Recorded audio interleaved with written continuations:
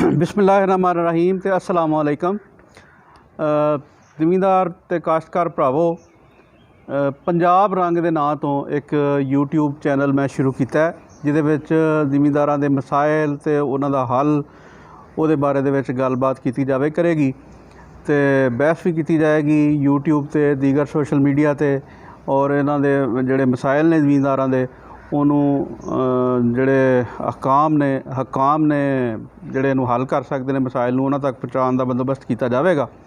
उहदे वास्ते एक पंजाब रंग दे नां तो यूट्यूब चैनल शुरू किया है। मेरा नाम राणा एहसान है तो मैं चाहांगा कि तुसीं वो चैनल जिहड़ा ना सबसक्राइब करो, उहदे थल्ले बैल आइकन जिहड़ी घंटी दा निशान है उहनूं दबाओ ताकि जिहड़े ज़मींदारां दे ताज़ा तरीन मसले ने उहदे सिलसिले च तुहानूं वीडियो बर वक्त पढ़ते रहन ते तुसीं जिहड़ा मौजूदा दौर है उहदे मसाइल तो आगाह होंदे रहो तो मज़ीद अपनी तजावीज़ भी उहदे ते दे सको ताकि तुहाडी गल जिहड़ी है वो हुकूमत तक या ऐसे अदारे जिहड़े इन्हां मसलिਆਂ ਨੂੰ हल करन दे विच मददगार साबित हो सकते हैं उन्हां तक पहुँचाई जाए। एक गलबात का एक सिलसिला है जिहड़ा असीं शुरू कर रहे हैं अज तो कि मुख्तलिफ अदारिਆਂ ਨੂੰ पंजाब के मुख्तलिफ अदारिਆਂ ਨੂੰ बेहतर किवें कीता जा सकता है, उहदे विच की तजावीज़ ने एक एक अदारा लैके तो उहदे ते सारी गलबात की जाएगी। अज जिस अदारे के बारे दे विच मैं अपनी गल करांगा वो अदारे का नाम है लाइव स्टॉक, इहनूं कहिंदे ने अंग्रेजी दे विच, यानी जिहड़े डंगर ने गावां मझां टग्गे वगैरह बकरियां मुर्गियां इन्हां नूं जिहड़ा ना किवें पालिया जा सकता है या इन्हां नूं पालन दे विच की मसले पैदा हो सकते, सानूं किन्हां मसलिਆਂ ਦਾ सानूं सामना कीता, किन्हां मसलिਆਂ ਦਾ सानूं सामना अजकल दुध वेचण दे विच किहड़े मसलिਆਂ ਦਾ सामना है, मुर्गियां दे अंडे वगैरह किवें असीं ज़्यादा लै सकने आ, ये सारी अज बहस होएगी तो बहस तो बाद इंशाअल्लाह सारे दोस्तां नाल फेसबुक लाइव भी गल की जाएगी, यूट्यूब पर भी ज़्यादा तो ज़्यादा इनू फैलाया जाएगा इस बहस नूं, इस गल नूं, ताकि लोगों के मसाइल जिहड़े ने वो मुकामी सतह पर हल हो जाए तो लोगों को इसका ज़्यादा तो ज़्यादा फ़ायदा होए। अज जिवें मैं पहला अर्ज किया है कि लाइव स्टॉक के महकमे के बारे गल करांगे।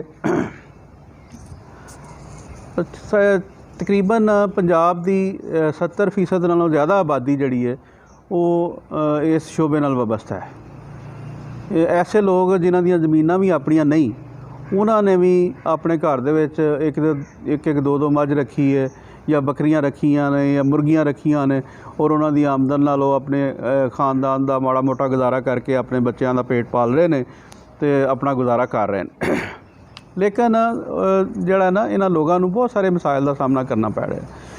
तो मैं अज इस डिपार्टमेंट के बारे चंद ऐसियां तजावीज़ जिहड़ियां ने वो देना चाहांगा जिहदे नाल महकमे का पैसा तो कोई नहीं लगता, बल्कि अगर थोड़े जे इंतज़ामी तब्दीलियां कर लवे तो इंतज़ामी तब्दीलियां करन दे नाल नाल वो कुछ प्राइवेट लोगों को कुछ छोटे अपने सबलैट कर देवे थल्ले अदारे बना के तो अदारे बनाने तो बाद इहदा लोगों को भी फ़ायदा होएगा, हुकूमत को भी इहदा फ़ायदा होएगा, लोगों की आमदन वध जाएगी। तो सब तो पहलां तो असीं गल करने आ कि जिहड़ियां साडी मकामी नस्लां ने, मिसाल के तौर पर साहीवाल की गां है, नीली रावी की मझ है, देसी साड़ियाँ बकरियां ने, राजनपुर की बकरी है या मुर्गियां ने देसी, इन्हां दियां नस्लां जिहड़ियां ने वो दिन ब दिन ख़त्म होंदियां जा रही ने। बाहरों जिहड़ा ना वो अन्नेवाह सिमन जा रहे ने और वो लोग अपने जानवरों को टीके ला रहे हैं और नस्लां जिहड़ियां ने वो मिक्स हो रही, वो ना तो देसी रह रही ने तो ना ही वलैती बन रही ने। ਉਹਦੇ ਨਾਲ ਜਿਹੜੀਆਂ ਸਾਡੀਆਂ ਆਪਣੀਆਂ ਨਸਲਾਂ ਨੇ ਉਹ ਬਰਬਾਦ ਹੋ ਰਹੀਆਂ ਨੇ, ਜਿਹੜੀਆਂ ਮਕਾਮੀ ਸਤ੍ਹਾ 'ਤੇ ਬੜਾ ਚੰਗੀ ਪਰਫੋਰਮੈਂਸ ਦੇ ਰਹੀਆਂ ਸਨ, ਬੜਾ ਸਹੀ ਕੰਮ ਕਰ ਰਹੀਆਂ ਸਨ ਔਰ ਜਿਹੜੀ ਮਕਾਮੀ ਆਬੋ ਹਵਾ ਹੈ ਇੱਥੇ ਦੀ ਗਰਮੀ ਸਰਦੀ ਝੱਖੜ ਨੂੰ ਬਰਦਾਸ਼ਤ ਕਰ ਸਕਦੀਆਂ ਹਨ, ਉਹ ਜਿਹੜੀਆਂ ਨੇ ਉਹਨਾਂ ਦੀ ਬਰਦਾਸ਼ਤ ਵੀ ਅੱਗੋਂ ਜਿਹੜੀ ਨਵੀਂ ਨਸਲ ਆਉਂਦੀ ਜਾ ਰਹੀ ਹੈ ਉਹ ਮੁਤਾਸਰ ਹੁੰਦੀ ਹੈ। ਉਹ ਅੱਧਾ ਰਹਿੰਦਾ ਕਾਂ ਅਤੇ ਅੱਧਾ ਹੰਸ ਬਣ ਜਾਂਦਾ ਅਤੇ ਉਹਦਾ ਕੋਈ ਮਤਲਬ ਮਜ਼ੇਦਾਰੀ ਨਹੀਂ। तो लिहाजा ਜਿਹੜੇ ਸਾਡੇ ਅਰਬਾਬ ਇਖਤਿਆਰ ਨੇ ਜ਼ਰੂਰਤ ਇਸ ਗੱਲ ਦੀ ਹੈ ਕਿ ਉਹ ਜਿਹੜੇ ਤਹਿਕੀਕਾਤੀ ਅਦਾਰੇ ਨੇ ਲਾਈਫ ਸਟਾਕ ਦੇ, ਅਗਰ ਆਪਣਾ ਕੋਈ ਤਹਿਕੀਕਾਤੀ ਅਦਾਰਾ ਨਹੀਂ ਤਾਂ ਉਹ ਜ਼ੂਆਲੋਜੀ ਦੇ ਜਿਹੜੇ ਅਦਾਰੇ ਨੇ ਮੁਖਤਲਿਫ ਯੂਨੀਵਰਸਿਟੀਆਂ ਦੇ ਵਿੱਚ ਕਾਇਮ ਨੇ, ਰਿਸਰਚ ਸੈਂਟਰਾਂ ਦੇ ਵਿੱਚ ਕਾਇਮ ਨੇ, ਉਹਨਾਂ ਕੋਲ ਮਦਦ ਲਈ ਜਾ ਸਕਦੀ ਹੈ। ਉਹਨਾਂ ਦੇ ਵਿੱਚ ਮਕਾਮੀ ਬਰੀਡ ਜਿਹੜੀ ਹੈ ਉਹਨੂੰ ਬਿਹਤਰ ਕੀਤਾ ਜਾ ਸਕਦਾ ਹੈ। ਅਗਰ ਉਹਦੇ 'ਚ ਕੋਈ ਖਾਮੀਆਂ ਨਜ਼ਰ ਆਉਂਦੀਆਂ ਨੇ तो ਉਹਨੂੰ ਬਿਹਤਰ ਕਰਨਾ ਚਾਹੀਦਾ। ਨਵੀਆਂ ਅਗਰ ਬਰੀਡਸ ਤੋਂ ਬਣਾਉਣੀਆਂ ਨੇ तो ਉਹਦੇ ਜਿਹੜੇ ਜ਼ਰਾਏ ਨੇ ਉਹ ਮਕਾਮੀ ਲੈਣੇ ਚਾਹੀਦੇ ਨੇ और हुकूमत ਨੂੰ चैक रखना चाहिए कि बाहरों अन्नेवाह ਜਿਹੜੇ ਸੀਮਨਸ ਆ ਰਹੇ ਨੇ ਇਹ ਜਿਹੜਾ ਨਾ ਆਉਣ ਤੇ ਮਕਾਮੀ ਜਿਹੜੀਆਂ ਨੇ ਨਸਲਾਂ ਉਹ ਲੋਕ ਜ਼ਿਆਦਾ ਉਹਨਾਂ ਨੂੰ ਪ੍ਰਵਾਨ ਚੜਾਉਣ ਜ਼ਿਆਦਾ ਉਹ ਤਾਂ ਕਿ ਬਚ ਜਾਣ। और ਸਾਡੀ ਸਕਾਫਤ ਵੀ ਹੈ ਤੇ ਅਸੀਂ ਪਿਛਲੀਆਂ ਨਸਲਾਂ ਨੇ ਇਹ ਜਿਹੜੀਆਂ ਬਰੀਡਿੰਗ ਹੈ ਸਾਡੇ ਤੱਕ ਜਿਹੜੀ ਹੈ ਨਾ ਬੜੀ ਸਹੀ ਤਰੀਕੇ ਨਾਲ ਪਹੁੰਚਾਈ ਹੈ ਤੇ ਸਾਨੂੰ ਵੀ ਚਾਹੀਦਾ ਕਿ ਆਪਣੇ ਆਉਣ ਵਾਲੀਆਂ ਨਸਲਾਂ ਨੂੰ ਅਸੀਂ ਜਿਹੜੀ ਹੈ ਨਾ ਇਹ ਠੀਕ ਤਰ੍ਹਾਂ ਪਹੁੰਚਾਈਏ। ਮਿਸਾਲ ਦੇ ਤੌਰ 'ਤੇ ਅਸੀਂ ਆਪਣੇ ਵਹਿੰਦਿਆਂ ਮੈਂ ਹੁਣ ਇਹਦੇ 'ਚ ਬਾਟਨੀ 'ਚ ਆ ਜਾਵਾਂਗਾ ਕਿ ਚਾਵਲ ਦੀਆਂ ਐਸੀਆਂ ਨਸਲਾਂ ਜਿਹੜੀਆਂ ਬੜੀਆਂ ਸ਼ਾਨਦਾਰ ਸਨ। 385 ਚਾਵਲ ਇੱਕ ਹੁੰਦਾ ਸੀ ਸੁਪਰ, ਉਹਦਾ ਅਰੋਮਾ ਇੰਨਾ ਸ਼ਾਨਦਾਰ ਹੁੰਦਾ ਸੀ ਕਿ ਇੱਕ ਘਰ ਅਗਰ ਚਾਵਲ ਪੱਕਦੇ ਸਨ ਤੇ ਆਲੇ ਦੁਆਲੇ ਦੇ 10-15 ਘਰਾਂ ਦੇ ਵਿੱਚ ਪਤਾ ਚੱਲਦਾ ਸੀ ਕਿ ਜੀ ਫਲਾਂ ਜਗ੍ਹਾ 'ਤੇ ਚਾਵਲ ਪੱਕ ਰਹੇ ਨੇ। ਉਹਦੀ ਖੁਸ਼ਬੂ ਇੰਨੀ ਅੱਛੀ ਸੀ, ਉਹਦਾ ਜ਼ਾਇਕਾ ਇੰਨਾ ਅੱਛਾ ਸੀ। ਹੌਲੀ ਹੌਲੀ ਉਹ ਅਸੀਂ ਉਂਝ ਹੀ ਜ਼ਾਇਆ ਕਰ ਛੜੀ, ਉਹ ਨਾ ਹੁਣ ਕੋਈ ਜ਼ਿਮੀਂਦਾਰ ਲਾਂਦਾ ਹੀ ਨਹੀਂ। ਇਸੇ ਤਰ੍ਹਾਂ ਦੀਗਰ ਜਿਹੜੀਆਂ ਸਾਡੀ ਜਿਹੜੀ ਹੈ ਉਹ ਸੁਪਰ ਉਹ ਵੀ ਉਹਦੀ ਜਗ੍ਹਾ ਵੀ ਹੁਣ ਬਹੁਤ ਜ਼ਿਮੀਂਦਾਰ ਘੱਟ ਲਾਂਦੇ ਨੇ। ਜਿਹੜੀ ਇੱਥੇ ਮਕਾਮੀ ਸਾਡੀ ਨਸਲ ਸੀ ਸੁਪਰ ਉਹ ख़त्म ਹੁੰਦੀ ਜਾ ਰਹੀ ਹੈ। ਉਹਦੀ ਜਗ੍ਹਾ 'ਤੇ ਦੀਗਰ ਜਿਹੜੀਆਂ ਨੇ ਸੁਪਰੀ ਵਗੈਰਾ ਜਾਂ ਕਾਇਨਾਤ ਆ ਗਈ ਹੈ ਇਸ ਤਰ੍ਹਾਂ ਦੀ। ਇਸੇ ਤਰ੍ਹਾਂ ਹੀ ਕਣਕ ਦੇ ਵਿੱਚ, ਜਵਾਰ 'ਚ, ਬਾਜਰੇ 'ਚ, ਮਤਲਬ ਪੌਦਿਆਂ ਦੀਆਂ ਨਸਲਾਂ ਦਾ ਵੀ ਅਸੀਂ ਬਰਬਾਦੀ ਦੇ ਵਿੱਚ ਕੋਈ ਕਸਰ ਨਹੀਂ ਛੱਡ ਰਹੇ। ਉਹ ਐਸਾ ਨਾ ਹੋਏ ਕਿ ਉਹ ਵੇਲਾ ਆ ਜਾਏ ਕਿ ਸਾਡੇ ਕੋਲ ਸਾਡੀਆਂ ਮਕਾਮੀ ਨਸਲਾਂ ਜਿਹੜੀਆਂ ਨੇ ਉਹ ਬਿਲਕੁਲ ख़त्म ਹੋ ਜਾਣ। ਇਹਦੇ ਵਿੱਚ ਪੌਦਿਆਂ ਵਿੱਚ ਵੀ ਅਤੇ ਜਾਨਵਰਾਂ ਦੇ ਵਿੱਚ ਵੀ। ਅਤੇ ਹੱਥ ਮਲਣ ਤੋਂ ਇਲਾਵਾ ਸਾਡੇ ਕੋਲ ਫਿਰ ਕੋਈ ਚਾਰਾ ਨਾ ਰਹੇ ਅਤੇ ਫਿਰ ਪਛਤਾਇਆ ਡੁੱਲੇ ਬੇਰਾਂ ਦਾ ਆਉਂਦੇ ਨੇ। ਟੁੱਲੇ ਬੇਰਾਂ ਦਾ ਕੁਝ ਨਹੀਂ ਵਿਗੜਿਆ, ਉਹ ਤਾਂ ਫਿਰ ਹੋਰ ਮੁਹਾਵਰਾ। ਬਾਹਰ ਫਿਰ ਪਛਤਾਉਣ ਦਾ ਕੋਈ ਫਾਇਦਾ ਨਹੀਂ ਜਦੋਂ ਨੁਕਸਾਨ ਹੋ ਜਾਏ। ਤਾਂ ਲਿਹਾਜ਼ਾ ਜ਼ਰੂਰਤ ਇਸ ਅਮਰ ਦੀ ਹੈ, ਇਸ ਗੱਲ ਦੀ ਹੈ ਜ਼ਰੂਰਤ ਕਿ ਅਸੀਂ ਹੁਣ ਹੀ ਆਪਣੀਆਂ ਨਸਲਾਂ ਨੂੰ ਬਚਾ ਲਈਏ। ਆਪਣੀਆਂ ਯੂਨੀਵਰਸਿਟੀਆਂ ਦੇ ਵਿੱਚ, ਤਹਿਕੀਕਾਤੀ ਅਦਾਰਿਆਂ ਦੇ ਵਿੱਚ ਆਪਣੇ ਜਿਹੜੇ ਜ਼ਰੀ ਮਾਹਰੀਨ ਨੇ, ਜਿਹੜੇ ਜ਼ੂਆਲੋਜੀ ਦੇ ਮਾਹਰੀਨ ਨੇ, ਉਹਨਾਂ ਨੂੰ ਲੈ ਕੇ ਬਈਏ ਅਤੇ ਇਹਨਾਂ ਨਸਲਾਂ ਨੂੰ ਬਚਾਈਏ। ਅਗਰ ਇਹਨਾਂ 'ਚ ਕੋਈ ਖਾਮੀਆਂ ਨੇ ਤਾਂ ਇਹਨਾਂ ਨੂੰ ਬਿਹਤਰ ਕਰਨ ਦੀ ਕੋਸ਼ਿਸ਼ ਕਰੀਏ। ਇਸ ਤੋਂ ਬਾਅਦ ਅਗਲੀ ਗੱਲ, ਜਿਹੜੇ ਲੋਕ ਜਾਨਵਰ ਪਾਲਦੇ ਨੇ ਉਹਨਾਂ ਨੇ ਕਦੀ ਕਦਾਈ ਜਦੋਂ ਕੋਈ ਜਾਨਵਰ ਵੇਚਣਾ ਹੁੰਦਾ ਅਤੇ ਉਹਨਾਂ ਨੂੰ ਉਹਦਾ ਮੁਨਾਸਬ ਰੇਟ ਨਹੀਂ ਮਿਲਦਾ ਜ਼ਿਮੀਂਦਾਰ ਨੂੰ। ਮਿਸਾਲ ਦੇ ਤੌਰ 'ਤੇ ਇੱਕ ਜ਼ਿਮੀਂਦਾਰ ਹੈ, ਉਹਨੂੰ ਆਪਣੇ ਘਰ ਕਿਸੇ ਜ਼ਰੂਰਤ ਲਈ ਇੱਕ ਕੱਟਾ ਵੇਚਣਾ ਪੈ ਗਿਆ ਜਾਂ ਕੱਟੀ ਵੇਚਣੀ ਪੈ ਗਈ ਹੈ। ਉਹ ਜਦੋਂ ਗੱਲ ਕੱਢਦਾ ਕਿ ਮੈਂ ਉਹਨੂੰ ਵੇਚਣਾ ਅਤੇ ਉਹ ਮਿਸਾਲ ਦੇ ਤੌਰ 'ਤੇ ਬਜ਼ਾਹਰ ਅਗਰ ਉਹ ਲੈਣ ਜਾਂਦਾ ਓਡਾ ਕੱਟਾ ਜਾਂ ਕੱਟੀ ਜਾਂ ਵੱਛਾ ਜਾਂ ਵੱਛੀ ਲੈਣ ਜਾਂਦਾ ਅਤੇ ਉਹਨੂੰ ਉਹ ਮਿਲਦਾ 50,000 ਦਾ। ਲੇਕਿਨ ਉਹਦੇ ਕੋਲ ਖਰੀਦਦਾਰ ਜਿਹੜੇ ਨੇ ਕਸਾਬ ਜ਼ਰਾਤ ਉਹ ਜਦੋਂ ਲੈਣ ਆਉਂਦੇ ਨੇ ਉਹ ਉਸੇ ਚੀਜ਼ ਦਾ ਉਹਨੂੰ ਆਉਂਦੇ ਨੇ ਕਿ ਜੀ 30,000 ਤੋਂ ਅਸੀਂ ਜ਼ਿਆਦਾ ਨਹੀਂ ਦੇਣਾ ਜਾਂ 35,000 ਤੋਂ ਜ਼ਿਆਦਾ ਨਹੀਂ ਦੇਣਾ। ਯਾਨੀ ਬਹੁਤ ਘੱਟ ਰੇਟ ਜਿਹੜਾ ਨਾ ਉਹਨੂੰ ਲੱਭਦਾ।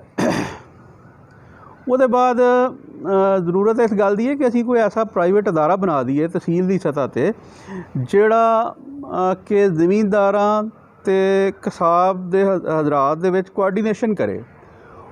ਉਹ ਮਿਸਾਲ ਤੌਰ 'ਤੇ ਇੱਕ ਜ਼ਿਮੀਂਦਾਰ ਹੈ, ਉਹਨੇ ਕੱਟਾ ਜਾਂ ਵੱਛਾ ਜਾਂ ਕੋਈ ਆਪਣਾ ਜਾਨਵਰ ਵੇਚਣਾ ਅਤੇ ਉਹ ਉਸ ਅਦਾਰੇ 'ਚ ਦੱਸ ਦੇ ਕਿ ਜੀ ਮੈਂ ਆਪਣਾ ਜਾਨਵਰ ਵੇਚਣਾ।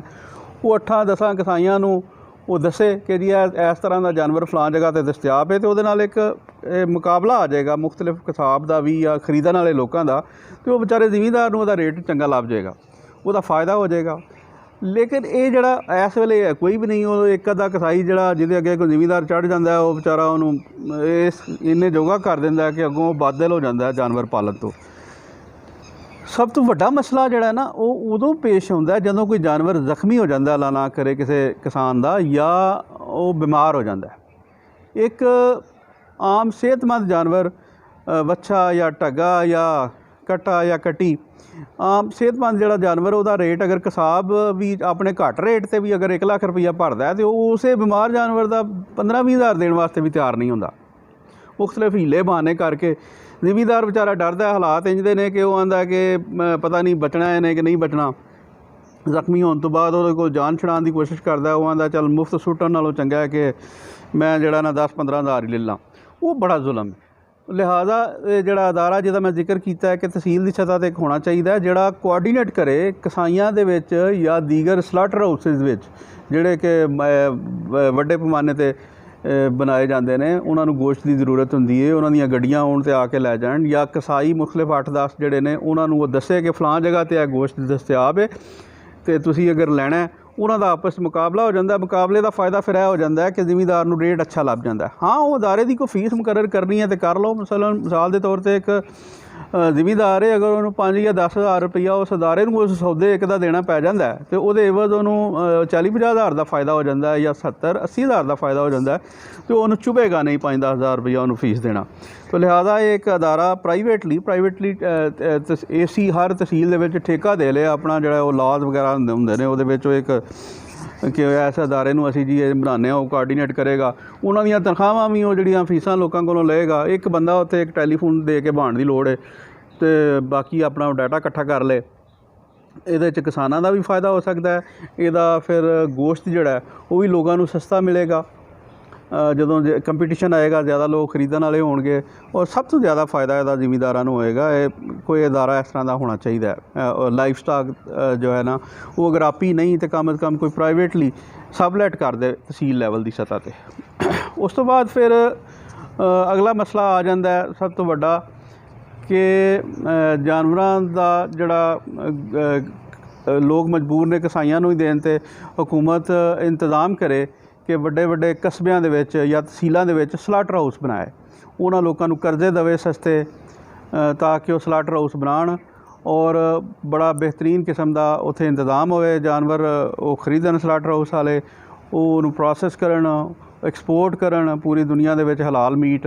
ਉਹਦੀ ਟ੍ਰੇਨਿੰਗ ਵਗੈਰਾ ਉਹਨਾਂ ਨੂੰ ਯੂਨੀਵਰਸਿਟੀਆਂ ਦੇਣ ਪਹਿਲਾਂ ਉਹ ਸਲਾਟਰ ਹਾਊਸ ਵਾਲਿਆਂ ਨੂੰ, ਕਿ ਇਸ ਤਰ੍ਹਾਂ ਜਿਹੜਾ ਨਾ ਇਹ ਅਸੀਂ ਬਾਹਰ ਜਿਹੜਾ ਨਾ ਐਕਸਪੋਰਟ ਕਰਨਾ ਹੈ। ਅਤੇ ਪਾਕਿਸਤਾਨ ਨੂੰ ਤਾਂ ਅੱਲਾਹ ਤਾਲਾ ਦੀ ਜ਼ਾਤ ਨੇ ਬੜੀ ਨਿਯਮਤਾਂ ਨਾਲ ਨਵਾਜ਼ਿਆ। ਇੱਥੇ ਹਰ ਤਰ੍ਹਾਂ ਦੀ ਜ਼ਮੀਨ ਹੈ। ਇੱਥੇ ਪਹਾੜ ਵੀ ਨੇ, ਇੱਥੇ ਸਮੁੰਦਰ ਦੀ ਪੱਟੀ ਵੀ ਹੈ ਬਹੁਤ ਵੱਡੀ, ਇੱਥੇ ਰੇਗਿਸਤਾਨ ਵੀ ਨੇ, ਇੱਥੇ ਮੈਦਾਨ ਵੀ ਨੇ, ਅਤੇ ਇਹ ਹਰ ਤਰ੍ਹਾਂ ਦਾ ਚੁੱਕਿਆ ਇਲਾਕਾ ਅਤੇ ਹਰ ਤਰ੍ਹਾਂ ਦਾ ਜਾਨਵਰ ਇੱਥੇ ਦਸਤਿਆਬ ਹੈ। ਅਤੇ ਇਹਦਾ ਜ਼ਾਇਕਾ ਜਿਹੜਾ ਇਹਦੇ ਜਾਨਵਰਾਂ ਦੇ ਗੋਸ਼ਤ ਦਾ ਔਰ ਦੀਗਰ ਜਾਨਵਰਾਂ ਦੇ, ਦੀਗਰ ਇਲਾਕਿਆਂ ਦੇ, ਦੀਗਰ ਮੁਲਕਾਂ ਦੇ ਜਾਨਵਰਾਂ ਦੇ ਗੋਸ਼ਤ ਨਾਲੋਂ ਮੁਖਤਲਿਫ ਹੈ। ਇਹ ਟੇਸਟ ਜ਼ਿਆਦਾ ਬਿਹਤਰ ਹੈ। ਤਾਂ ਲਿਹਾਜ਼ਾ ਅਗਰ ਇੱਥੋਂ ਤੁਸੀਂ ਹਲਾਲ ਗੋਸ਼ਤ ਜਿਹੜਾ ਨਾ ਉਹ ਬਾਹਰ ਐਕਸਪੋਰਟ ਕਰਨੇ ਆ ਅਤੇ ਉਹ ਬੜਾ ਪਸੰਦ ਕੀਤਾ ਜਾਵੇਗਾ, ਲੇਕਿਨ ਸਾਨੂੰ ਮਿਆਰ ਚੰਗਾ ਤਗੜਾ ਰੱਖਣਾ ਪਏਗਾ ਅਤੇ ਬੈਨ ਅਲ-ਅਕਵਾਮੀ ਤੌਰ 'ਤੇ ਜਿਹੜਾ ਪੂਰੀ ਦੁਨੀਆ ਦੇ ਵਿੱਚ ਮੰਨਿਆ ਜਾ ਸਕੇ, ਉਹ ਮਿਆਰ ਸਾਨੂੰ ਰੱਖ ਕੇ ਡਾਕਟਰਾਂ ਦੀ ਨਿਗਰਾਨੀ ਦੇ ਵਿੱਚ ਗੋਸ਼ਤ ਜਿਹੜਾ ਨਾ ਉਹਨੂੰ ਐਕਸਪੋਰਟ ਕਰਨਾ ਚਾਹੀਦਾ ਹੈ। ਉਹਦਾ ਫ਼ਾਇਦਾ ਜ਼ਿਮੀਂਦਾਰਾਂ ਨੂੰ ਹੋਏਗਾ। ਜਦੋਂ ਜ਼ਿਆਦਾ ਲੋਕ ਖਰੀਦਦਾਰ ਹੋਣਗੇ ਗੋਸ਼ਤ ਦੇ, ਜ਼ਿਮੀਂਦਾਰਾਂ ਨੂੰ ਉਹਨਾਂ ਦੇ ਜਾਨਵਰਾਂ ਦੀ ਕੀਮਤ ਚੰਗੀ ਲੱਭ ਜਾਏਗੀ, ਉਹਨਾਂ ਨੂੰ ਫ਼ਾਇਦਾ ਹੋਏਗਾ। ਔਰ ਅਗਰ ਉਹ ਲੋਕ ਉਹ ਸਲਾਟਰ ਹਾਊਸ ਵਾਲੇ ਮਕਾਮੀ ਸਤ੍ਹਾ 'ਤੇ ਵੀ ਗੋਸ਼ਤ ਫਰੋਜ਼ਨ ਮੀਟ ਵੀ ਵੇਚਦੇ ਨੇ ਜਾਂ ਵੈਸੇ ਵੇਚਦੇ ਨੇ, ਤਾਂ ਲੋਕਾਂ ਨੂੰ ਵੀ ਚੰਗੀ ਕੁਆਲਿਟੀ ਦਾ ਗੋਸ਼ਤ ਜਿਹੜਾ ਨਾ ਉਹ ਦਸਤਿਆਬ ਹੋਵੇਗਾ, ਠੀਕ ਲੱਭ ਜਾਏਗਾ।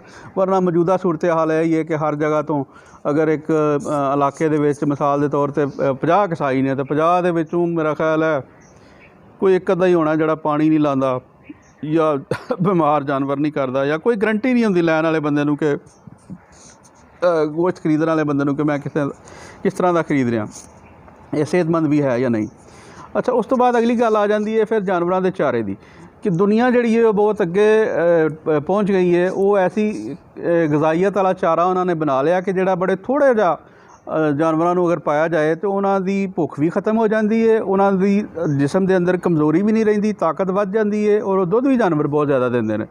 ਸਾਡੇ ਇੱਥੇ ਜ਼ਿਮੀਂਦਾਰ ਵਿਚਾਰਾ ਕੁਛ ਜਾਂਦਾ, ਟਰਾਲੀਆਂ ਦੀਆਂ ਟਰਾਲੀਆਂ ਲਿਆ ਕੇ ਅੱਗੇ ਆਪਣੇ ਡੰਗਰਾਂ ਦੇ ਅੱਗੇ ਸੁੱਟ ਦਿੰਦਾ। ਉਹ ਖਾ ਕੇ ਉਹਨਾਂ ਦੀ ਭੁੱਖ ਵੀ ਨਹੀਂ ਮਿਟਦੀ, ਔਰ ਉਹਨਾਂ ਦੀ ਜਿਹੜੀਆਂ ਜਿਸਮਾਨੀ ਜ਼ਰੂਰਤ ਹੁੰਦੀ ਹੈ, ਤਾਕਤ, ਉਹ ਵੀ ਉਹਨਾਂ ਨੂੰ ਨਹੀਂ ਮਿਲਦੀ, ਕਿਉਂਕਿ ਉਹ ਗਜ਼ਾਈਅਤ ਉਸ ਚਾਰੇ ਦੇ ਵਿੱਚ ਉਨੀ ਨਹੀਂ ਹੁੰਦੀ, ਅਤੇ ਉਹ ਦੁੱਧ ਵੀ ਨਹੀਂ ਦਿੰਦੀਆਂ, ਦੁੱਧ ਵੀ ਠੀਕ ਉਹਨਾਂ ਨਹੀਂ ਦਿੰਦੀਆਂ ਜਿੰਨਾ ਆਮ ਇੱਕ ਅੱਛੀ ਗਜ਼ਾਈਅਤ ਵਾਲਾ ਚਾਰਾ ਖਾ ਕੇ ਜਾਨਵਰ ਦੁੱਧ ਦਿੰਦਾ।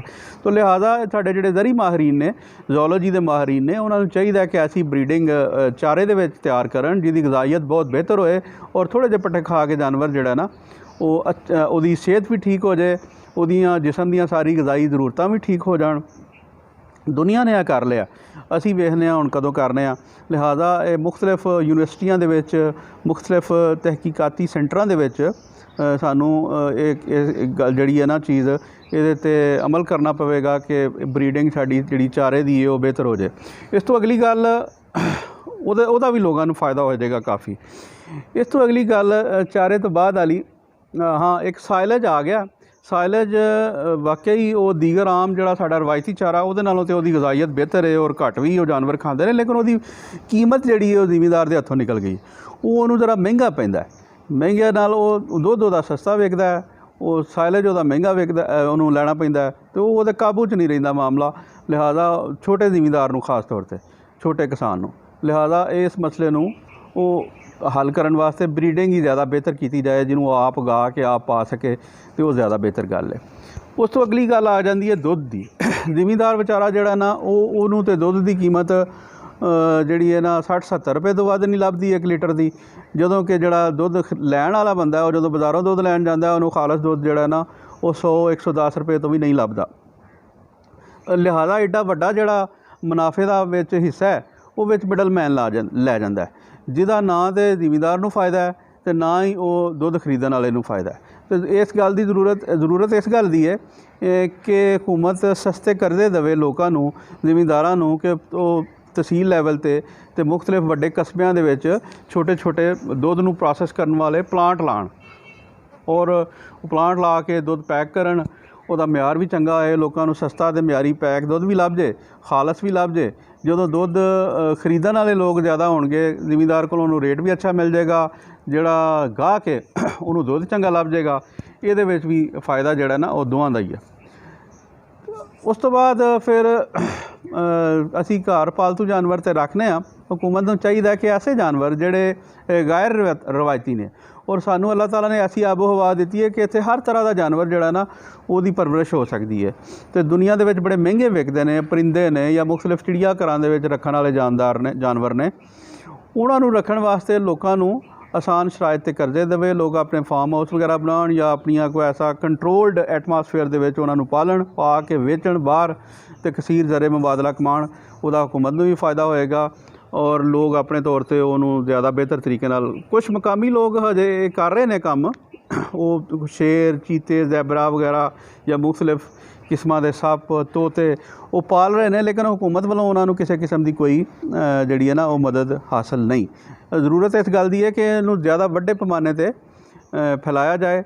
जिहड़े बच्चे जिहड़े ने जूलॉजी के ग्रैजुएट पढ़ के आउण, उन्होंने भी बंदा इस पासे लाए, उन्होंने कारोबार दे उन्हों का कारोबार वध जाएगा, रोज़गार देंगे लोगों को और आमदन के इजाफा होएगा। फिर जोड़े साढ़े जूलॉजी के स्टूडेंट्स होण पढ़ के आउण, हुकूमत नूं चाहिए कि उन्होंने ज़मीन देवे, मुफ्त ज़मीन देवे। असी ब्यूरोक्रेट्स नूं 10 किले 25 किले ज़मीन दे छड़ने आ, जिहदा कोई फ़ायदा नहीं हुंदा, उत्थे अपना फार्म हाउस करके मौज मस्ती करदा है। अगर असी अपने जरी ग्रैजुएट्स नूं जिहड़े जूलॉजी के माहर होणगे उन्होंने यह ज़मीन देंगे तो उत्थे को अपना कारोबार करनगे। कारोबार करन दा फ़ायदा जिहड़ा ना वो आवाम नूं भी होएगा कि उत्थे उन्होंने रोज़गार लभ जाएगा सस्ता, तो उन्हों की आमदन जी है ना वध जाएगी और हुकूमत नूं यह फ़ायदा होएगा कि उन्होंने डॉलर वध जाएंगे जो बाहर वेचणगे उन्होंने जानवरों नूं जिन्हां दी बड़ी मांग है। उस तो बाद गल आ जाती है कि साढ़े इत्थे हराम जानवर बहुत ज़्यादा फिरते हैं, मतलब बहुत ज़्यादा कुत्ते, बिल्लियाँ, खोते, सप, किरलियाँ वो बहुत ज़्यादा ने। तो असी तो एक इस्लामी मुआशरा वा, साढ़े ते जिहड़ियां सारियां चीज़ां ने हराम ने, लेकिन बहुत सारे मुल्क ऐसे ने जिन्हां दे विच बड़े शौक नाल खाईयां जांदियां ने। तो ज़रूरत इस गल दी है कि असी जिहड़ा ना इन्हां नूं बाकी मुल्कां नाल मुआहदे करिए, उन्हां नूं जिंदा एक्सपोर्ट कर दईए, ताकि मुल्क दे विच इहदा भी ज़रे मुबादला है कंट्रोल हद तक, ताकि इको सिस्टम भी मुतासर ना होए। जिन्नी इस माहौल दे विच इन्हां चीज़ां की जरूरत है वो रहन, बाकी जिहड़ियां ज़रूरत तो जायज़ ने उन्हां नूं एक्सपोर्ट कर दिता जाए। ਉਹਦੇ ਨਾਲ भी जड़ा ना रोज़गार भी ਵਧੇਗਾ, लोगों को इसका फ़ायदा होएगा, आमदनी ਵਧੇਗੀ, कारोबार ਵਧੇਗਾ और ਜਿਹੜੇ नौकरियां शौकरियां ਜਿਹੜੀਆਂ ਨੇ ਉਹ ਤੇ एक डिपार्टमेंट 'ਚ ही काफ़ी ज़्यादा पैदा हो जाएंगियां। तो उस तो बाद चाहिए हुकूमत नूं कि जड़ा दुध उन्होंने प्रोसैस करन दे नाल पाउडर मिल्क बनाने के भी प्लांट लाए जाने चाहिए ने, वो भी लोगों को सस्ते करदे देण हुकूमत देवे लाइफ स्टाक दे विच, ताकि पाउडर मिल्क इत्थे बने। बाहरों जिहड़ा 1500 तो 2000 ईवन इदों भी महंगा फी किलो दुध लोग लैण ते मजबूर हो जाते हैं। वो इत्थों सस्ता दुध भी लभ सके और दुध की खपत भी इत्थे आ सके, लोगों को बेहतर रोज़गार मैसर होएगा। और जिहड़ा ज़ाहिर है बंदा प्लांट लाएगा, उत्थे कोई 4 बंदे मुलाजम रखेगा, लोगों को फ़ायदा होएगा। ਲਿਹਾਜ਼ਾ ਇਹ ਸਾਰੇ ਛੋਟੇ ਛੋਟੇ ਕੰਮ ਨੇ ਜਿਹਦੇ ਨਾਲ ਜਿਹੜੇ ਕਰਕੇ ਜਿਹਦੇ ਵਿੱਚ ਉਹ ਪੰਜਾਬੀ ਚਾਹੁੰਦੇ ਨੇ ਨਾ ਹਿੰਗ ਲੱਗੇ ਨਾ ਫਟਕੜੀ ਤੇ ਰੰਗ ਵੀ ਚੋਖਾ ਆਏ। ਤੇ ਇਹ ਮਤਲਬ ਹੁਕੂਮਤ ਦਾ ਕੋਈ ਇਹਦੇ ਵਿੱਚ ਪੈਸਾ ਵੀ ਨਹੀਂ ਲੱਗਣਾ। ਲਿਹਾਜ਼ਾ ਉਹਨਾਂ ਨੂੰ ਇਹ ਸਿਰਫ ਕੋਆਰਡੀਨੇਸ਼ਨ ਕਰਨੀ ਹੈ, ਇੰਤਜ਼ਾਮੀ ਇਤਬਾਰ ਨਾਲ ਕੁਝ ਤਬਦੀਲੀਆਂ ਥੋੜ੍ਹੀਆਂ ਬਹੁਤੀਆਂ ਕਰਨੀਆਂ ਨੇ, ਡਿਪਾਰਟਮੈਂਟ ਨੂੰ ਸਿੱਧਾ ਪੱਧਰਾ ਕਰਨਾ ਹੈ, ਲੇਕਿਨ ਇਹਦੇ 'ਚ ਲੋਕਾਂ ਦਾ ਵੀ फ़ायदा ਕਾफ़ी ਹੋ ਜਾਏਗਾ ਤੇ ਜਿਹੜਾ ਰੋਜ਼ਗਾਰ ਵਧੇਗਾ, ਨੌਕਰੀਆਂ ਵਧਣਗੀਆਂ, ਲੋਕਾਂ ਨੂੰ ਪੈਸਾ ਜ਼ਿਆਦਾ ਲੱਭੇਗਾ। ਔਰ ਜ਼ਿਮੀਂਦਾਰ ਜਿਹੜਾ ਇਸ ਵੇਲੇ ਵਿਚਾਰਾ ਬੜਾ ਪਿੱਛੇ ਹੈ ਹਰ ਕੰਮ ਦੇ ਵਿੱਚ, ਨੁਕਸਾਨ ਤੋਂ ਨੁਕਸਾਨ ਹੀ ਉਹਨੂੰ ਹੁੰਦਾ ਜਾ ਰਿਹਾ, ਉਹਨੂੰ ਵੀ ਕੋਈ ਸੌਖਾ ਸਾਹ ਆਏਗਾ। ਬਹੁਤ ਸ਼ੁਕਰੀਆ ਜੀ।